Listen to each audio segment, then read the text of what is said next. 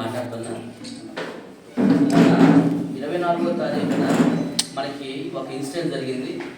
ఇక్కడ ఏదైతే కోనేరు చెరువు ఉందో పంచాయతీ ఆఫీస్ దగ్గరలో, ఆ కోనేరు చెరువులో కొన్ని చేపలు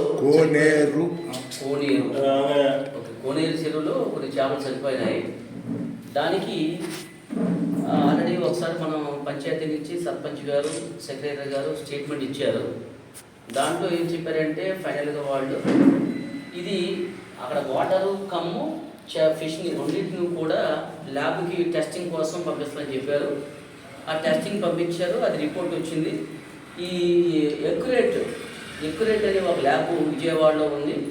దీనికి కనీసం 25,000 రూపాయలు ఖర్చు అయింది. ఈ రిపోర్టు కోసం ఆయన ఖర్చు ఎంత అంటే 25,000.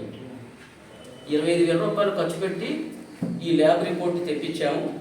దీంట్లో మన ఈఓ గారు వీళ్ళు చెప్పిన దాని ప్రకారం, తర్వాత ఇప్పుడు యాజ్ పర్ రిపోర్ట్ ప్రకారం మనకు వచ్చింది ఏంటంటే రిపోర్ట్లో ఇది ఎక్కడా కూడా సింపుల్గా కన్క్లూజన్ వాడు ఇచ్చారు అన్నమాట. వాళ్ళు there is no harmful chemicals అని ఇచ్చారు.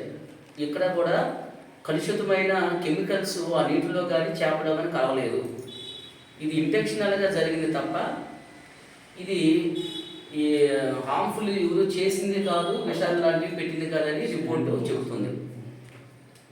దీన్ని బేస్ చేసుకొని మనం పోలీస్ డిపార్ట్మెంట్కి కంప్లైంట్ ఇస్తాము.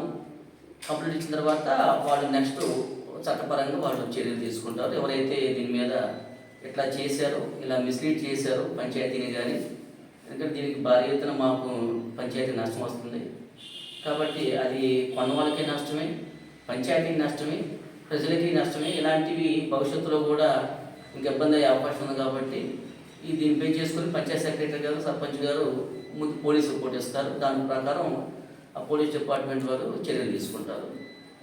ఇది ఎంపీడీఓగా నేను చెప్పేది. అట్లానే సర్పంచ్ గారు మాట్లాడతారు.